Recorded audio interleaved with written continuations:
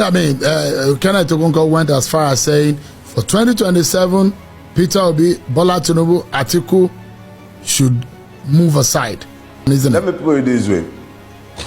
Peter Obi did not lose the last election. Peter Obi won the last election. INEC and the judiciary performed their magic. 2027, there will be no election without a reformation of our electoral system.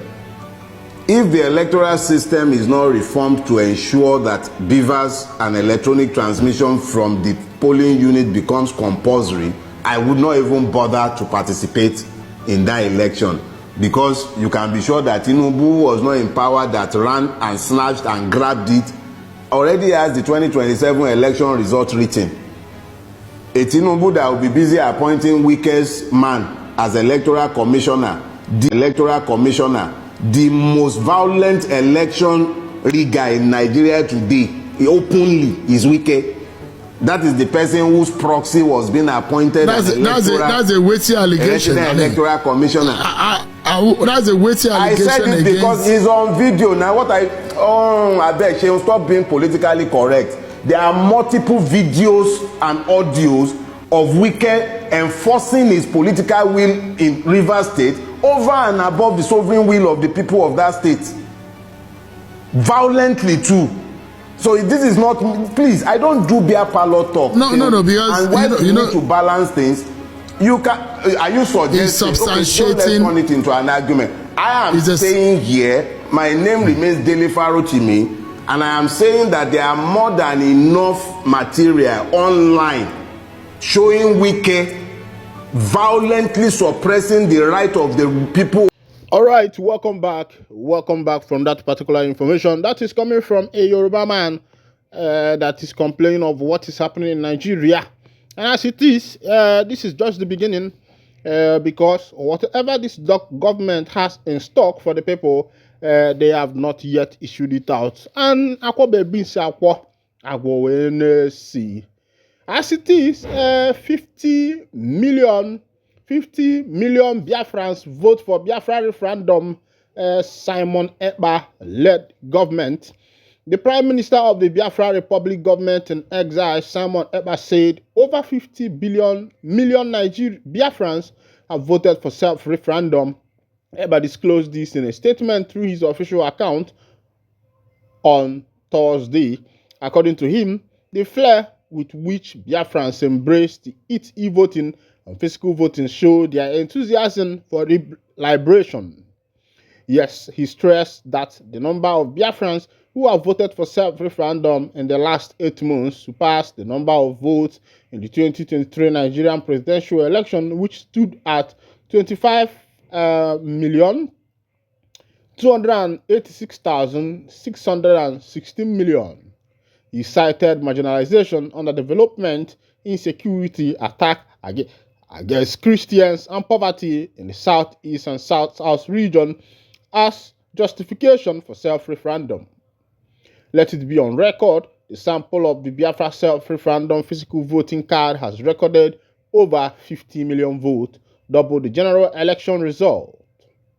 50 million votes officially recorded and registered in the 40 United States of Biafra. We are making it happen. Tell your children, this is how we did it. Let the historians go to work, Simon Ekpa said.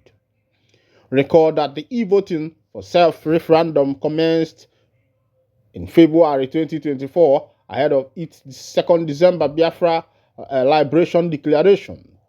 Biafra government declared the 29th to 31st 2024 as a stay-at-home in honor of the slain Biafra heroes of the 1960 to 1967 to 1970 civil war in Nigeria. He said 31st,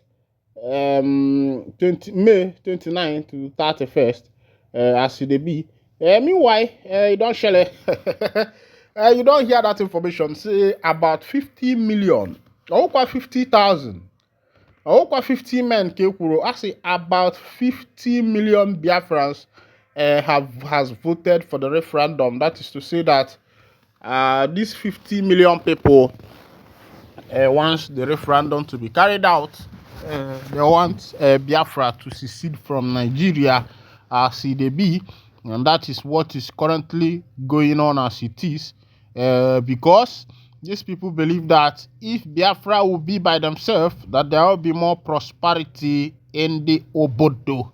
There will be more prosperity in the Obodo. And as it is, looking at it from the brighter side of it, I think it is going to be a wonderful thing if Igbo finally regains their freedom, or every other tribe in this nation finally regains their freedom and become a nation of their own. As it is, another lockdown is looming in Biafraland, as the Prime Minister of the Biafra Republic government in exile, Master Simon Ekpa Joko, has declared 30 days lockdown. And as it is, Ohanes Ndibo has said that Simon Ekpa is exploiting the Southeast governor's weakness to be able to be declaring his hit at home. According to the Ohanes Ndibo, they say that Southeast governors are weak, and that is why they are still, dancing the slogan of Mazi Simon Ekpa. Ohanes Ndibo said, don't Southeast governors know that slogan is even more? Why will Simon Ekpa be playing slogan for the governors of Southeast, and the second governors of Southeast will be giving the Simon Ekpa-led administration the leg of slogan? As it is, the IPOB members have said to Biafra, and he said, shun British Army recruitment. IPOB tells Southeast youth, let's go down and see why IPOB have to say that. The indigenous people of Biafra has urged youth in the Southeast not to participate in the British Army recruitment, saying it is deceptive plot to use and dump them. The pro-Biafran group say the warning became imperative because many African soldiers who died in defense of Biafra of Britain during World War I were never recognized, and those who survived were sent back to Africa without compensation, whereas their British and other counterparts were adequately compensated and recognized after the war. In a statement on Saturday, IPOB spokesperson Ima Powerful insisted that Biafrans should not allow themselves to be recruited to fight for a country which does not love them. The statement read, the family of the IPOB, led by its leader Mazi Nnamdi Kanu, wants Biafra youth to shun the deceptive move by the British government to recruit them among the Commonwealth citizens to join their army to fight their future wars. IPOB is calling on the Biafran youth to avoid being used as sacrificial lambs by British government, which has no respect for you or your lives. The British government has commenced the recruitment of Africans to fight their wars as they did decades ago during World War I. The British and the European countries used Africans to fight their wars. By November 1918, the British Army in East Africa was mainly composed of African soldiers. One of the units was the West African Frontier Force, consisting of soldiers drawn from Nigeria, especially Igbos and Southeasterners, others from southern Nigeria, the Gold Coast, Ghana, and Sierra Leone. Another unit was called the King's African Rifle, recruitment from Kenya, Uganda, and Nyasaland, Malawi.